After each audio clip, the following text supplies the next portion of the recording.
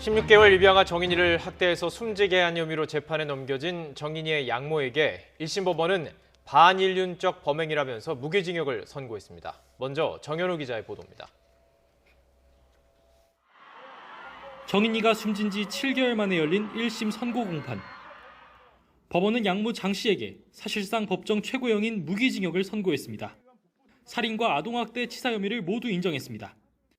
장 씨가 사망 당일 상습학대로 이미 몸 곳곳이 정상이 아니었던 정인이의 배를 발로 수차례 밟았다며 아이가 숨질 거란 건 충분히 예견 가능한 일이라고 지적했습니다.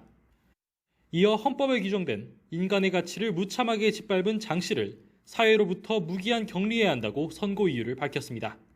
입양 뒤 반복적인 무관심과 냉대 속에 잔혹한 학대를 당해온 아이가 삶의 마지막 순간까지 극심한 고통과 공포를 겪었을 거라고도 언급했습니다.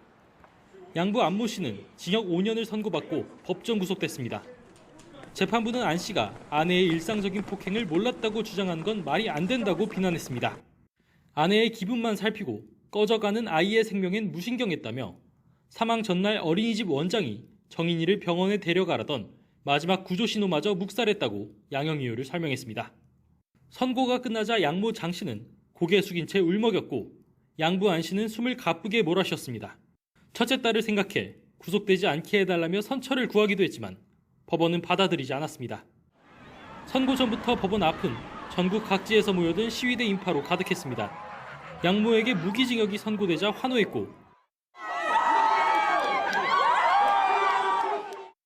양부에게 내려진 5년형이 너무 약하다고 항의하기도 했습니다. 양부 안 씨가 5년형밖에 받지 못했다는 게 정말 통안스럽고 너무 속상한 부분이 있습니다. 정인이 양부모 측은 항소를 검토하는 것으로 전해졌습니다. YTN 정현우입니다. 네, 재판부는 정인이의 처참한 몸 상태를 조목조목 따지면서 학대의 증거를 설명했습니다. 특히 정인이가 숨진 당일 췌장이 잘리고 소장이 파열됐는데 실수로 떨어뜨려서는 불가능한 일이라면서 눕혀놓고 수차례 밟았다고 판단했습니다. 이어서 박기환 기자입니다. 양모 장 씨는 폭행 사실은 인정하면서도 심한 학대와 살인 혐의는 줄곧 부인해왔습니다. 정인이의 후두부와 갈비뼈, 왼쪽 견갑골이 부러진 이유가 생활하다가 부딪히거나 넘어졌기 때문이라고 주장했습니다.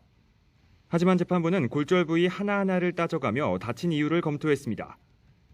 부검의 소견을 인용해 후두부는 긴 모양의 둔기로, 견갑골은 강목 등으로 맞은 것으로 봤습니다.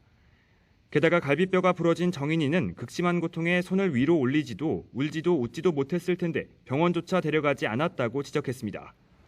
특히 정인이가 숨진 지난해 10월 13일, 당시 상황을 두고 첨예한 법정 공방이 오갔던 만큼 오랜 시간을 들여 장 씨 측 주장을 검증했습니다. 우선 장기 상태로 보아 사망 당일 정인이의 췌장이 잘리고 소장과 장 간막이 파열된 거로 판단했습니다. 장 씨 주장대로 아이를 떨어뜨렸다면 간이나 척추가 먼저 손상됐어야 한다는 의학 논문을 들어 췌장 절단 등은 떨어뜨린 게 아니라 아이가 누운 채로 배 부위에 2차례 이상 강한 힘이 가해져 생긴 거라고 설명했습니다. 첫째 아이가 소파에서 뛰어내렸다는 주장에 대해서도 50kg 이상의 사람이 배를 밟아야 나올 수 있는 손상이라며 받아들이지 않았습니다. 중요 장기가 있는 복부를 밟으면 사망에 이를 수 있다는 건 누구나 예상할 수 있는 일이라며 미필적 고의에 의한 살인 혐의를 인정했습니다. 범행 행위의 잔혹성과 피해자가 저항할 수 없는 영화인 점 등이 고려된 것으로 보입니다. 아동학대 사건에 관해서 엄히 처벌하는 판결이 선고됨으로써 사회적으로 경종을 울리는 계기가 되었다고 보입니다. 학대 당시 영상이나 자백 등 직접 증거가 없는데도 학대를 인정해 중형을 선고한 겁니다. 이번 판결은 아동학대 사건이 잇따르는 요즘 향후 이어질 학대 관련 재판에도 적지 않은 영향을 미칠 것으로 보입니다. YTN 박기환입니다.